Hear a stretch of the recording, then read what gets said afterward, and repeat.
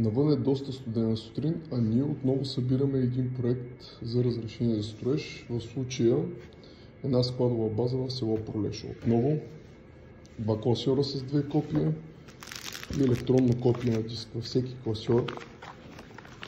Архитектура, геодезия, част конструктивна, като в тази папка част конструктивна е по-дебела, понеже в нея има и статика. ВИК. В случая ВИК проектът е съгласуван с ВИК София област с печат върху чертеж ситуация.